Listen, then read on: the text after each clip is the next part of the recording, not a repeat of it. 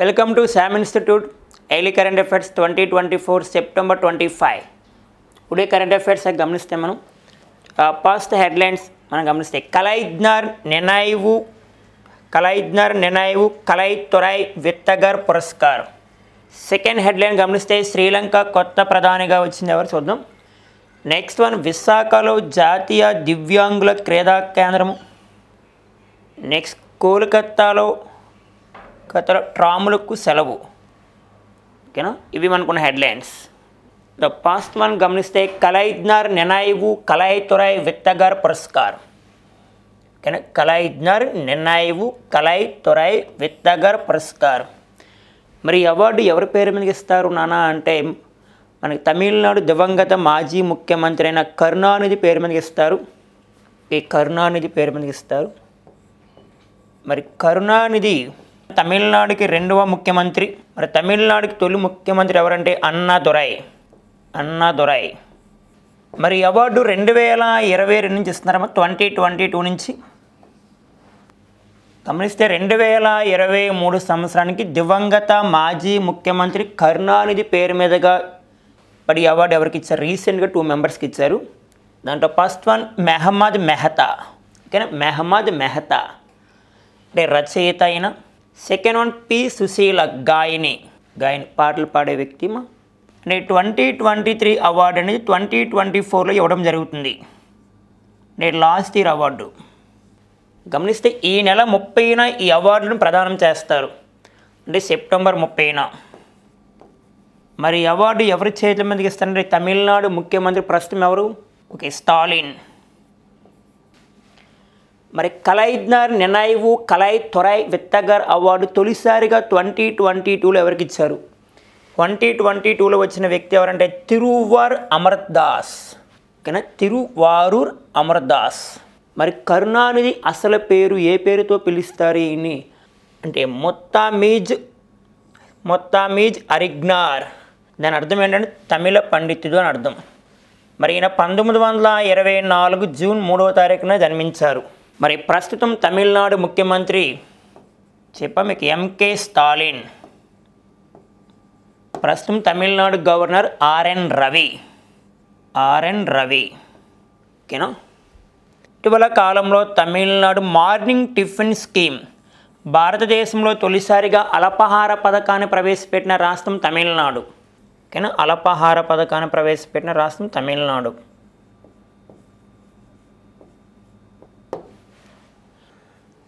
Okay, గమనించాలి. అంటే award పేరు కలైజ్ఞర్ నెనాయివు కలై తొరై ఎవరి పేరు మీద ఇస్తారంటే కరుణానిధి పేరు మీద ఇస్తారు. అంటే 2023కి సంబంధించి 2024లో ఎవరికి ఇస్తారు? Mohammed Mehta, P Sushila. Okay, next current affairs గమనిస్తే శ్రీలంక కొత్త ప్రధాని. మరి శ్రీలంక కొత్త ప్రధానిగా ఒక మహిళ రావడం జరిగింది. అంటే వరుస క్రమంలో ప్రధానిగా ఎన్నో వ్యక్తి అంటే 16వ ప్రధాని అంటే 16. ఆమె పేరు ఎవరంటే హరిణి అమరసూర్య. చూడమ్మా, హరిణి అమరసూర్య 54 ఇయర్స్ అంటే 54 ఇయర్స్లో ప్రధానమంత్రి అయ్యారు ఈమె. మరి గతంలో ఈమె కన్నా ఎవరు ఉన్నారు ముందుగా అంటే ఆయన దినేష్ గుణవర్ధన్ ప్రధానిగా పదవికి రాజీనామా చేశారు. అంటే దినేష్ గుణవర్ధన్ ప్రధాని పదవికి రాజీనామా చేశారు. ఇప్పుడు ఈమె రావడం అంటే వరుస క్రమంలో దినేష్ గుణవర్ధన్ ప్రధాని ఎన్నో వ్యక్తి? 15వ వ్యక్తి, 15%.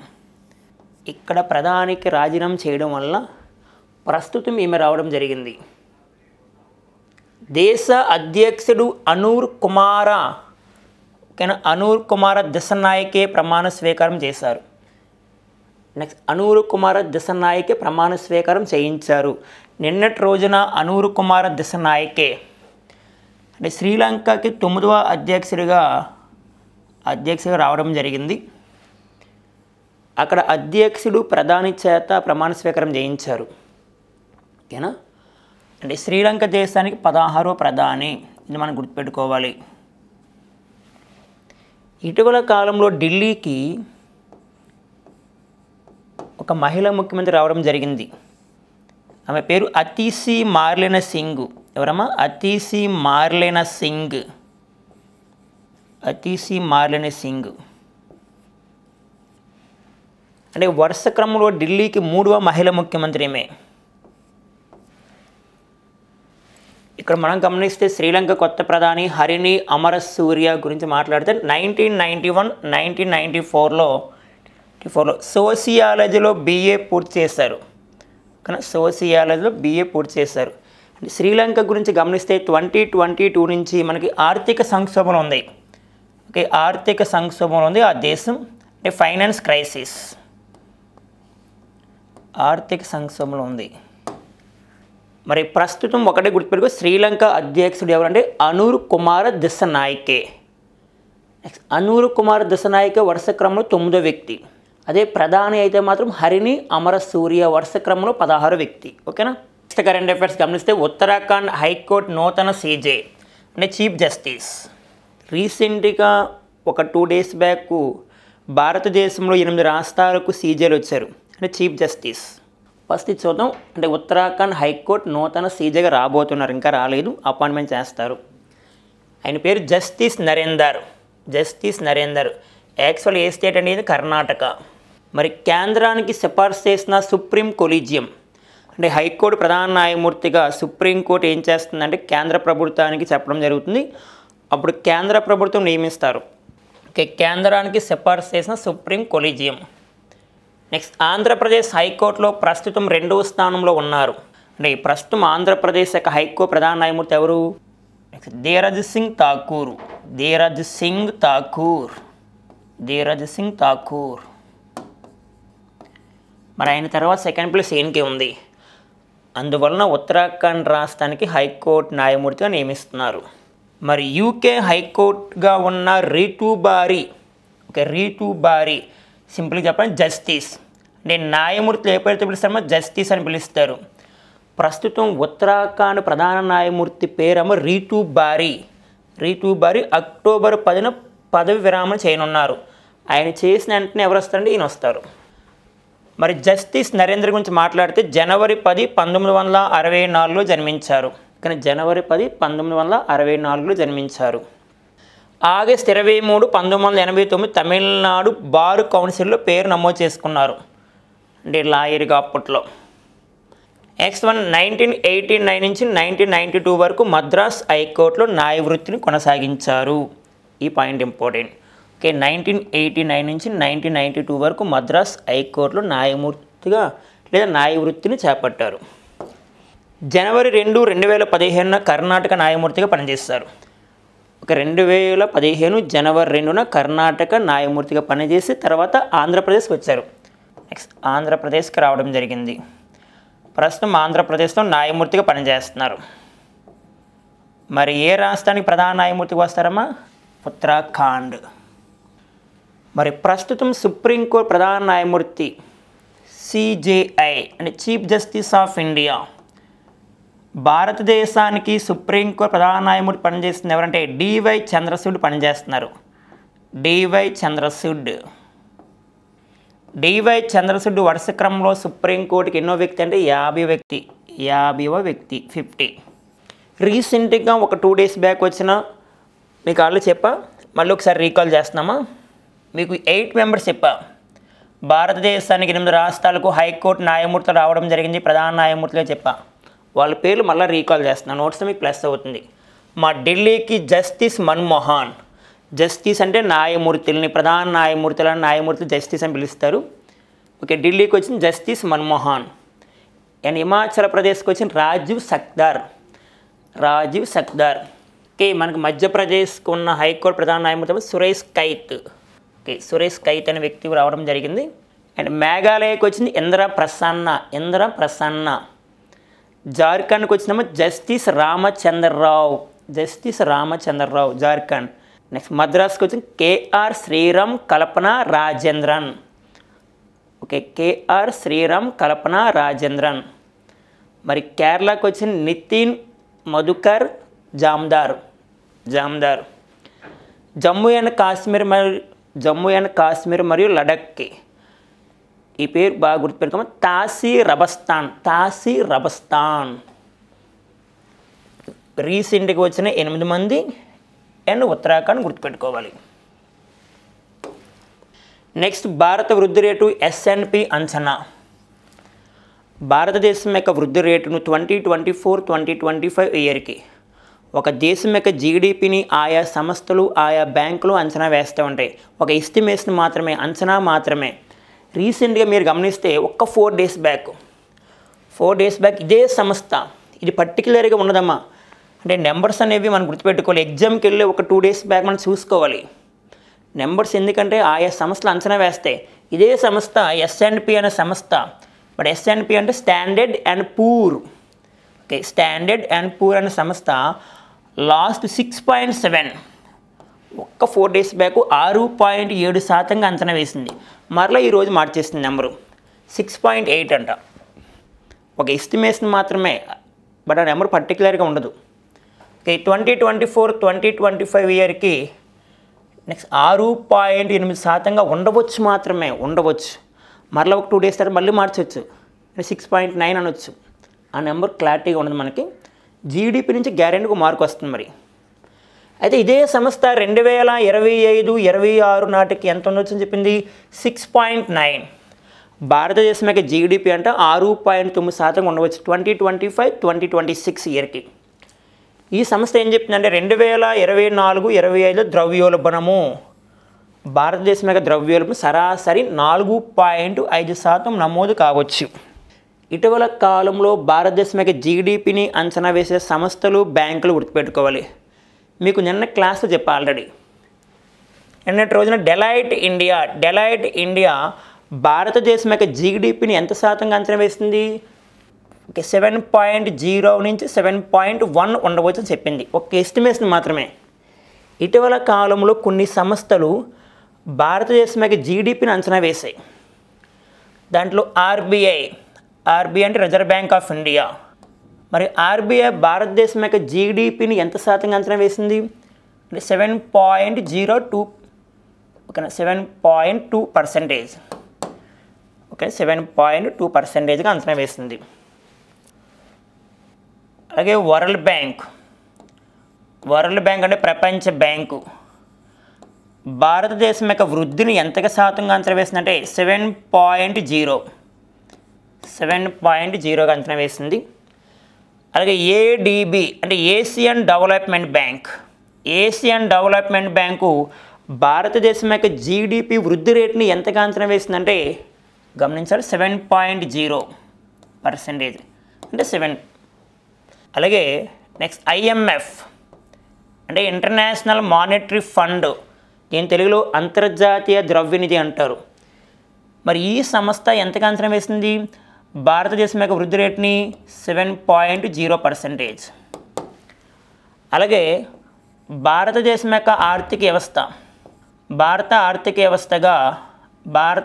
వ్యవస్థ మన జీడిపిని ఎంత శాతంగా అంచనా వేసింది, ఓకే, 6.5 and 7%, అంటే 6.5 నుంచి 7% ఉండవచ్చు. రీసెంట్గా వచ్చిన రిపోర్ట్ మనకి ఇంపార్టెంట్, కానీ ఇక్కడ నెంబర్ మారుతుంది గుర్తుపెట్టుకోవాలి. మనం మీరు ఎగ్జామ్కి వెళ్ళి ఒక 2 డేస్ చూసుకోవాలి, ఏ ఎగ్జామ్కి వెళ్ళి సరే. నెక్స్ట్ కరెంట్ అఫైర్స్ గమనిస్తే విశాఖలో జాతీయ దివ్యాంగుల క్రీడా కేంద్రము, అంటే డిజాబిలిటీస్ కోసం, వికలాంగుల కోసము అంటే దివ్యాంగుల క్రీడా కేంద్రాన్ని ఏర్పాటు చేస్తున్నారు. మరి ఎంతతో ఏర్పాటు చేస్తారంటే 200 కోట్లతమ్మా. దీన్ని 200 కోట్లతో ఏర్పాటు చేస్తున్నారు. దీన్ని 30 ఎకరాల్లో ఏర్పాటు చేయనున్నారమ్మా, 30 ఎకరాల్లో. దీంట్లో మెజారిటీ నెంబర్ చూసుకుంటే హెజ్రాలకు సింగిల్ రేషన్ కార్డు, వారికి ప్రత్యేకంగా నెక్స్ట్ రాష్ట్ర సంక్షేమ బోర్డు కూడా ఏర్పాటు చేస్తారంట, అంటే హెజ్రాలకు, అంటే ట్రాన్స్జెండర్స్ కోసము. అండ్ దివ్యాంగులకు సౌరశక్తితో పనిచేసే పర్యావరణ రహిత వీల్ చైర్స్ అందిస్తారంట. నెక్స్ట్ డిజిటల్ అక్షరాస్యత ద్వారా జీవన ప్రమాణాలు పెంపొందిస్తారు. ఇదే సమయంలో ఏమని చెప్పారంటే అమరావతిలో అంతర్జాతీయ న్యాయ కళాశాల ఏర్పాటు చేస్తారంట. నెక్స్ట్ అమరావతిలో అంతర్జాతీయ న్యాయ కళాశాల ఏర్పాటు చేస్తారని నిన్న రోజు చెప్పడం జరిగింది మనకి. ఇక్కడ మనం గమనిస్తే దివ్యాంగులు అంటే డిజేబిలిటీస్. నెక్స్ట్ ప్రపంచ వికలాంగుల దినోత్సవం ఎప్పుడు జరుపుకుంటామంటే December 3. రీసెంట్గా దివ్యాంగుల కోసం ఐఐటి మద్రాసు వారు ఒక వీల్ చైర్ని ఏర్పాటు చేస్తారు. ఆ వీల్ చైర్ సహాయంతో వాళ్ళు నడుస్తారంట.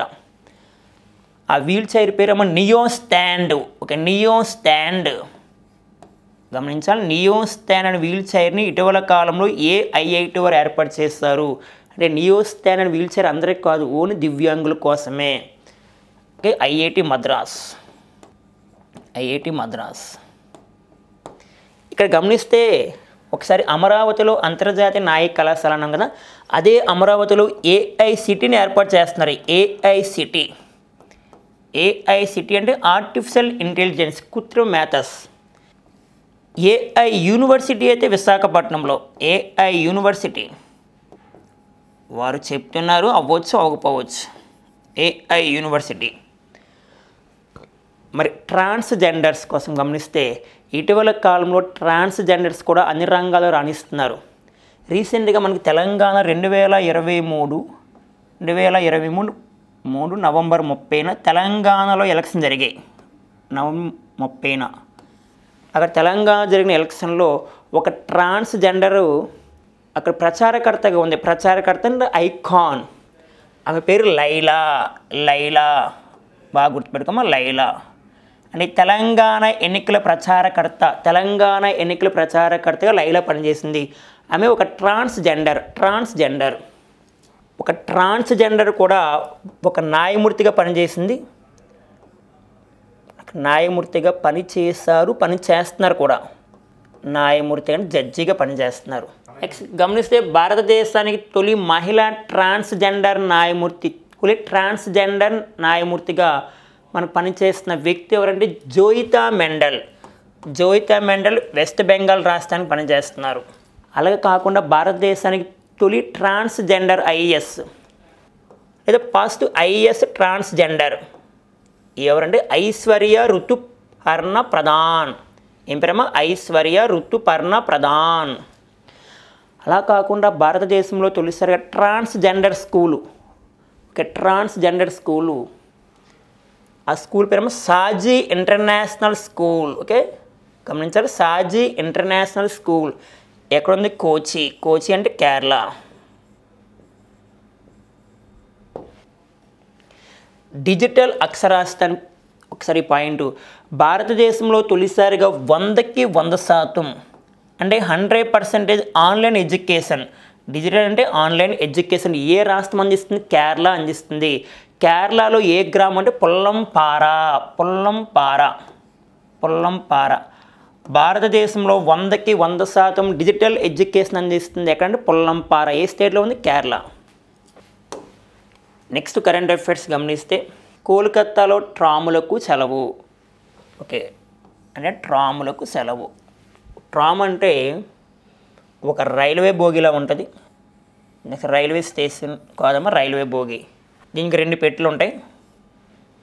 ఇది అంటే గతంలో బ్రిటిష్ ప్రభుత్వం ఏర్పాటు చేస్తారు. దీన్ని ప్రస్తుతం ఆపాలని చూస్తున్నారు. ఆపాలంటే దాన్ని రద్దు చేయడము, అంటే కంప్లీట్గా అక్కడ ట్రాములు అనేవి అక్కడ పని చేయవు. ఇది 150 ఏళ్ళుగా కొనసాగుతున్న సేవలు త్వరలో నిలిపివేత. ఎందుకు చేస్తున్నారంటే అక్కడున్న వాహనాలతో పోల్చుకుంటే అంటే కోల్కతాలో ఎక్కువ ఏముంటుంది అక్కడ అంటే ఎక్కువ వాహనాలు ఉంటాయి. ఆ వాహనాల వల్ల రద్దీగా ఉంటుంది. ఆ వాహనాలతో పోల్చుకుంటే మన ట్రామ్ అనేది స్లోగా వెళ్తుంది. ఈ స్లోగా వెళ్ళడం వల్ల అక్కడ ట్రాఫిక్ జామ్ ఇవన్నీ అవుతున్నాయి. దానివల్ల అక్కడ గవర్నమెంట్ వెస్ట్ బెంగాల్ గవర్నమెంట్ ఏం చెప్పిందంటే మనకి రానున్న కాలంలో ట్రాముల్ని అక్కడ పని చేయకుండా చూస్తామని చెప్పడం జరిగింది. అంటే నిలిపివేత, సింపుల్గా చెప్పండి నిలిపివేత. 150 ఏళ్ళుగా కొనసాగుతున్న సేవలు త్వరలో నిలిపివేత బెంగాల్ ప్రభుత్వం నిర్ణయం తీసుకుంది. అంటే ప్రస్తుతం పశ్చిమ బెంగాల్ యొక్క రోడ్ల శాఖ మంత్రి ఆయన ఎవరంటే స్నేహసిస్ చూడమ్మ చక్రబర్తి అనే వ్యక్తి నిర్ణయం తీసుకున్నాడు. మరి ట్రాములు 1873 నుంచి కోల్కతా సంస్కృతిలో భాగంగా ఉన్నాయి. మరి నగరంలో వాహనాల రద్దీ వల్ల నిలిపివేస్తున్నారు. సింపుల్గా ఒకటే గుర్తుపెట్టుకో. అంటే ట్రామ్ అనే పదం భారతదేశంలో ఎక్కడా ఉండదు, ఏ రాష్ట్రంలో ఉండదు. ఒకే ఒక రాష్ట్రం కలకత్తా, వెస్ట్ బెంగాల్ అంతే. ట్రామ్ అంటే ఒక రైల్వే బోగిలా ఉంటుంది. అంటే సింపుల్ చెప్పాలి బస్సు మార్గంలో ఉంటుందమ్మా ట్రామ్. సరే, నెక్స్ట్ కరెంట్ అఫైర్స్ గమనిస్తే నైరుతిలో 5% అధిక వర్షాలు. మన ఈశాన్య ఋతుపవనాలు నైరుతి అని పిలుస్తాం కదా, ఈసారి నైరుతి వలన 5% ఎక్కువ వర్షాలు వచ్చాయంట. మనం ప్రస్తుతం చూస్తున్నాం కదా, విజయవాడ కానీ అన్ని ప్రాంతాలు కానీ. మరి దేశవ్యాప్తంగా పలు ప్రాంతాల్లో విస్తారంగా వర్షాలు కురిపించిన నైరుతి ఋతుపవనాలు ఉపసంహరణ. పశ్చిమ రాజస్థాన్ కచ్ ప్రాంతాలు, కచ్ అంటే గుజరాత్ కానీ ప్రాంతాల నుంచి ఇప్పటికే ప్రారంభమైంది. మరి ఈ సీజన్లో జూన్ 1 నుంచి సెప్టెంబర్ 23 మధ్య 880.8 మిల్లీమీటర్లు వర్షం కురిసింది. ఈ పాయింట్ ఇంపార్టెంట్ అమ్మా. 880.8 మిల్లీమీటర్లు. మరి సాధారణ వర్షపాతం 837.7 మిల్లీమీటర్ల కంటే కాస్త ఎక్కువ. సాధారణంగా వర్షపాతం అయితే 837.7. మరి దాంతో పోల్చుకుంటే ఏమవుతుంది, ఎక్కువే కదా. సరే, ఇంపార్టెంట్ మనకి వర్షపాతం గురించి. IMD అంటాం. IMD అంటే ఇండియన్ మెట్రలాజికల్ డిపార్ట్మెంట్, భారత వాతావరణ సంస్థ అని పిలుస్తారు. మరి ప్రస్తుతం భారత వాతావరణ సంస్థకి ప్రెసిడెంట్గా లేదా అధ్యక్షుడిగా ఎవరు ఉన్నారంటే Mrutyunjay Mahapatra. IMD, Indian meteorological department.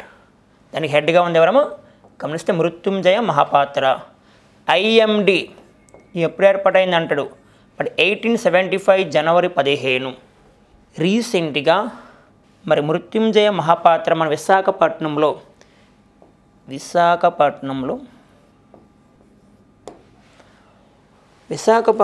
మనకి IMD ఉంది కదా.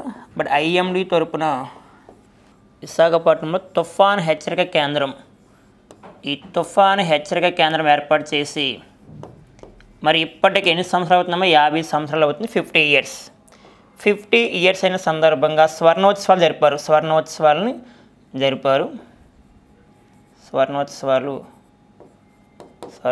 జరిపారు అండ్ రీసెంట్గా అంటే విశాఖ తుఫాన్ హెచ్చరిక కేంద్రం యొక్క స్వర్ణోత్సవాలు జరిపారు విశాఖపట్నంలో, గుర్తుపెట్టుకోవాలి. నెక్స్ట్ గమనిస్తే 2024 మార్చి 23. దాని ఇంపార్టెన్స్ వెరీ ఇంపార్టెంట్ అమ్మా. ఆ రోజుకి ఇంపార్టెన్స్ గమనిస్తే ఎర్త్ అవర్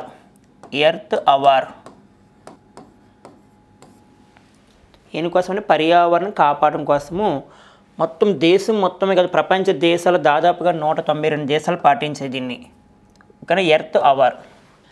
అలా కాకుండా 2024 జూలై 22 మరొక ఇంపార్టెన్స్ అమ్మ గమనిస్తే హాటెస్ట్ డే అంటే అత్యంత వేడి రోజు. ఇలా లింక్ చేసుకోవాలి సబ్జెక్ట్ని, అత్యంత వేడి రోజు. Next highest temperature in India, భారతదేశంలో అత్యధిక ఉష్ణోగ్రత నమోదైంది ఎప్పుడు అంటాడు, 2024 మే మంత్లో భారతదేశంలో అత్యధిక ఉష్ణోగ్రత నమోదైంది. మరి ఎంత అంటే 52.3 డిగ్రీ సెల్సియస్. అంటే ఉష్ణోగ్రతను ఎప్పుడు కూడా సెల్సియస్తో కొలుస్తారు. ఎక్కడ నమోదైందమ్మా, ఢిల్లీలో నమోదైంది. Very important. భారతదేశంలో అత్యధిక ఉష్ణోగ్రత నమోదైంది 2024 మే మంత్లో. గమనించాలి, 52.3 degree Celsius. Next current affairs గమనిస్తే కుంకి ఏనుగులు ఆంధ్రప్రదేశ్ కర్ణాటక MOU.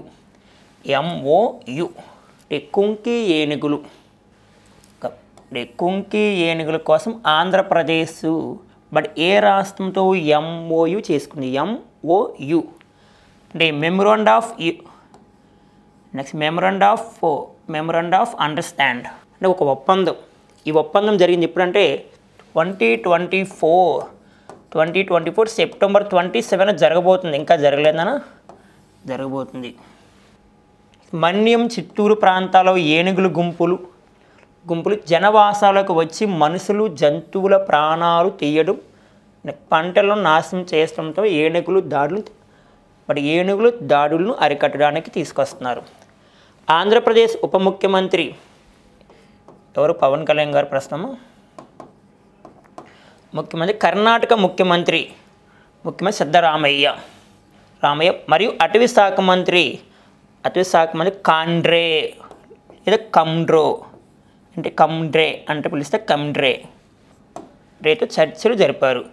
ఆంధ్రప్రదేశ్కు 8 కుంకి ఏనుగులు పంపాలని చెప్పారు ఈ ఒప్పందంలో భాగంగా. ఈ ఒప్పందం 2024 సెప్టెంబర్ 27 జరుగుతుంది. రీసెంట్గా మనకి ఏనుగులకి మానవులకి తరచు ఏదో ఒక సంఘర్షణ జరుగుతూ ఉంటుంది. అందువలన Hati app HATTI okay, Hati app ఏ రాష్ట్రం తీసుకొచ్చిందంటే అస్సాం. హతీ సింపుల్గా చెప్పండి, హతీ యాప్ అని తెలుగు గుర్తుపెట్టుకో, హతీ యాప్.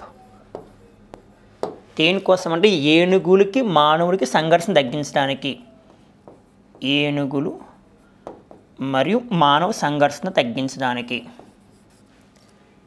భారతదేశంలో ప్రస్తుతం ఎలిఫెంట్ రిజర్వ్స్ ఎన్ని ఉన్నాయి? భారతదేశంలో ఏనుగుల సంరక్షణ ప్రాంతాలు ప్రస్తుతం 33 ఏనుగుల సంరక్షణ ప్రాంతాలు. మరి రీసెంట్గా ఎలిఫెంట్ వాచ్ టెక్నాలజీ, ఓకేనా, ఎలిఫెంట్ వాచ్ టెక్నాలజీ సింపుల్గా చెప్పండి, AI ఎలిఫెంట్ వాచ్ టెక్నాలజీ ఎవరు తీసుకొచ్చారంటే కేరళలో అమృత్ యూనివర్సిటీ వారు తీసుకొచ్చారు. కేరళలో అమృత్ యూనివర్సిటీ వారు తీసుకొచ్చారమ్మా. దేనికోసం అంటే ఏనుగులను పట్టుకోవడం కోసము, మానవులపై దాడి చేస్తున్నాయి కదా వాటిని అరికట్టడానికి. Next current affairs. మోడా భూ కుంభకోణంలో కర్ణాటక ఉప ముఖ్యమంత్రి. సేమ్ విన్నది కరెక్ట్ అమ్మ. మోడా భూ కుంభకోణంలో కర్ణాటక ముఖ్యమంత్రి ఉన్నారు. కర్ణాటక ముఖ్యమంత్రి ఎవరు? సిద్ధరామయ్య గారు వార్తలో రావడం జరిగింది. గతంలో భూ తగాదాలు ఉండడం వలన చుట్టూ ఉన్న ప్రాంతాలను ఆక్రమించుకోవడం వలన ఇది వార్తల్లోకి వచ్చింది. కర్ణాటక హైకోర్టు కూడా తీర్పిచ్చింది. కర్ణాటక గవర్నర్ కూడా చెప్పడం జరుగుతుంది మీరు తప్పు చేశారనేది. ఇప్పుడు ఆయన తప్పును సమర్థించుకున్నాడు. మేము భూ కుంభకోణం చేయలేదు, ల్యాండ్ కబ్జా చేయలేదు అని అనడం జరిగింది. ఫైనల్గా హైకోర్టు మనకు రిజల్ట్ ఇస్తుంది అక్కడ. మరి మోడా అంటే ఫుల్ ఫామ్ ఒకటే గుర్తుపెట్టుకో. ఇటీవల కాలంలో వార్తల్లో వచ్చిన కర్ణాటకలో మోడా యొక్క అబ్రివేషన్ అడుగుతాడు. మోడా అంటే Mysore urban development authority. Okay, Mysore urban development authority ఏ ప్రాంతంలో వార్తలోకి వచ్చింది? మైసూరు జిల్లా కేసేరి గ్రామము. ఇది మనకు కావాల్సింది సబ్జెక్ట్ మొత్తం కదమ్మా. మనకు కావాల్సిన మెయిన్ పాయింట్ మైసూరు జిల్లా కేసేరి గ్రామం. మరి గవర్నర్ తావర్చంద్ గెహ్లట్ లేదా గహ్లోట్ గతంలో ఇచ్చిన ఆదేశాలు సరైనవే అని కర్ణాటక హైకోర్టు తీర్పిచ్చింది. ఈ పాయింట్ మెయిన్ గుర్తుపెట్టుకో. అవినీతి నిరోధక చట్టం PC 17A అంటే 17A, భారతీయ నాగరిక సురక్షా సంహిత BNSN సెక్షన్ 218 ప్రకారం విచారము. ఈ పాయింట్ చాలా ఇంపార్టెంట్. ఇటీవల కాలంలో కర్ణాటకలో వార్తల్లో వచ్చిన మోడా భూ కుంభకోణం గురించి సరైన వాక్యాన్ని గుర్తించండి అంటాడు. మరి జస్టిస్ నాగప్రసన్న నేతృత్వంలో ఏకసభ్య ధర్మాసనం వెల్లడించింది. ఒకే ఒక వ్యక్తి ఈ కేసును వాదించారమ్మా. జస్టిస్ నాగప్రసన్న నేతృత్వంలో ఏకసభ్య ధర్మాసనం ఇచ్చింది. మనకి ఒకే ఒక పాయింట్ మైండ్లో గుర్తుపెట్టుకో, మోడా భూ కుంభకోణం కర్ణాటక. నెక్స్ట్ అమరావతిలో MSME టిక్ సెంటర్. MSME అంటే micro small and medium enterprise. కానీ micro small and medium enterprise దీన్ని సింపుల్గా తెలుగులో ఏమంటుండే సూక్ష్మ చిన్న తరహా పరిశ్రమలు. దేనికోసం వచ్చిందమ్మా MSME? ఇది అమరావతిలో ఏర్పాటు చేస్తున్నారు, ఇంకా ఏర్పాటు చేయలేదు. కానీ పారిశ్రామిక ప్రగతి దిశగా 250 కోట్లు అంచనా. దీని ఖర్చు 250 కోట్లతో ఏర్పాటు చేయనున్నారు. మరి MSME technology centre come testing facility త్వరలో ఏర్పాటు చేస్తారంట. MSME technology centre come testing facility త్వరలో ఏర్పాటు చేస్తారు. మరి కేంద్ర ప్రభుత్వం ఆమోద ముద్రతో CRDA ద్వారా రాజధాని ప్రాంతంలో 20 ఎకరాల భూమిని MSME కోసం ఏర్పాటు చేయనున్నారు. మరి ఇప్పటికే ప్రపంచ బ్యాంకు ఆధ్వర్యంలో కేంద్రం MSME టెక్నాలజీ టెక్నాలజీ సెంటర్ను విశాఖపట్నంలో ఏర్పాటు చేశారు. అంటే ప్రపంచ బ్యాంకు ఆధ్వర్యంలో వరల్డ్ బ్యాంక్ 1944లో ఏర్పాటైంది. దీని హెడ్ క్వార్టర్ వాషింగ్టన్ డీసీ. మరి ప్రస్తుతం ప్రపంచ బ్యాంక్ అధ్యక్షుడిగా పనిచేస్తుంది అజయ్ బంగా ఎన్నో ప్రెసిడెంట్ అంటే 14 ప్రెసిడెంట్, 14 వ్యక్తి.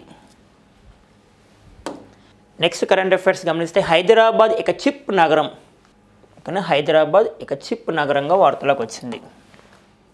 ఎక్కడ ఏర్పాటు చేస్తున్నారు? దీంట్లో మెయిన్ పాయింట్ గుర్తుపెట్టుకో, మైక్రో చిప్పుల తయారీ ప్రయోజనాలు. ఓకే, ఉస్మానియా విశ్వవిద్యాలయము మెయిన్ పాయింట్ అమ్మ, చాలా ఇంపార్టెంట్. ఉస్మానియా యూనివర్సిటీలో ప్రతిష్టాత్మక పరిశోధన మరో 2 నెలల్లో పూర్తయ్యే అవకాశము. ఓకే, మనం వాడుతున్న సెల్ ఫోన్, చేతికి పెట్టుకున్న స్మార్ట్ వాచ్, నెక్స్ట్ ఇంట్లో చూస్తున్న టీవీ, దాన్ని ఆపరేట్ చేసే రిమోట్, కార్యాలయాలు ఉపయోగిస్తున్న కంప్యూటర్లు, ల్యాప్టాప్లు, నెక్స్ట్ మనం ప్రయాణిస్తున్న కార్లు, విమానాలు, మన దేశం అంతరిక్షంలో పంపిస్తున్న రాకెట్లు, మనకు వాతావరణ వివరాలను చేస్తున్న ఉపగ్రహాలు, అన్నిట్లో కూడా చిప్ ఉంటుందమ్మా. ఇప్పుడు ఒకటే పాయింట్ గుర్తుపెట్టుకో, భారతదేశంలో ఏ నగరంలో లేదా తెలుగు రాష్ట్రాల్లో ఏ నగరంలో ఏర్పాటు చేయబోతున్నారంటే హైదరాబాద్. మరి ఏ దేశంతో కలిసి అంటే తైవాన్. కానీ తైవాన్కు పోటీ ఇచ్చేలా ఈ పథకాన్ని ఏర్పాటు చేస్తున్నారు. గమనిస్తే మెకానికల్, ఆటోమొబైల్, ఎలక్ట్రానిక్స్ రంగాల్లో మైక్రోచిప్ల వినియోగం అధికం. గత ఆర్థిక సంవత్సరం అంటే 2023-24 గత ఆర్థిక సంవత్సరంలో గమనిస్తే 1,29,703 కోట్ల విలువైన చిప్పులను తీసుకోవడం జరిగింది. 1,29,703 కోట్ల చిప్పులు అనేవి మనం దిగుమతి చేసుకున్నాం. దాని అర్థం పెట్టండి. అందువలన మైక్రో చిప్పుల తయారీకి విశ్వవ్యాప్త చిరునామా తైవాన్. తైవాన్ దేశంలో ఎక్కువ తయారవుతూ ఉంటాయి. దానికి పోటీగా మనం ఇస్తున్నాం మన ఇండియా అంటే హైదరాబాద్ వారు. నెక్స్ట్ కరెంట్ అఫైర్స్, ఇది ఇంపార్టెంట్ అమ్మా. ఇది ఒక ఆర్టికల్ రూపంలో వచ్చింది మనకి. నెక్స్ట్ ఆత్మహత్య పేటిక సాయంతో, అంటే ఎవరైనా చనిపోవాలనుకుంటే సింపుల్గా చాలా ఈజీ ప్రాసెస్ ఇది. ఓకే, సూసైడ్ క్యాప్సూల్స్ ద సార్కో ఏ దేశంలో వెలుగులోకి వచ్చింది? స్విట్జర్లాండ్లో పలువురి నిర్బంధం. ఇటీవల కాలంలో వార్తలు వచ్చిన సూసైడ్ క్యాప్సూల్ ఏ దేశం అంటే స్విట్జర్లాండ్. ఓకే, చిన్న యంత్రంగా కొత్తగా రూపొందించిన ఆత్మహత్య పేటిక ఎవరైనా చంపడానికి చాలా ఈజీగా చనిపోవచ్చు. ఒక్క 5 minutes, ఇది ఎక్కువ అవసరం లేదు. దీన్ని సూసైడ్ క్యాప్సూల్ అని పిలుస్తారు. Suicide capsule. దీనికి మరొక పేరు మనం గమనిస్తే సార్కో అని పిలుస్తారు. ఈ పేటికను సార్కో అని పిలుస్తారు. ఇక కనిపిస్తుంది కదా, దీన్ని సార్కో అంటారు. ఇక్కడ మనిషి దాంట్లోకి వెళ్ళిన తర్వాత నిద్రపోయిన సమయంలోనే ఒక్క 5 minutesలో చనిపోస్తారు. దానికి కారణం ఏంటంటే అక్కడ నైట్రోజన్ వాయువు ఉంటుందమ్మా. దాంట్లో నైట్రోజన్ వాయువు ఉండడం వలన ఒక మనిషి ఈజీగా చనిపోయే అవకాశం ఉంది. అది ఏ దేశంలో వెలుగులోకి వచ్చిందంటే గమనించాలి, స్విట్జర్లాండ్. ఇప్పటి వరకు ప్రపంచంలో ఏ వ్యక్తి కూడా అలా చనిపోలేదు. ప్రస్తుతం ఈ వ్యక్తి గుర్తుపెట్టుకోవాలి. ఓకే ఫ్రెండ్స్, ఇవి మనకున్న current affairs. All the best.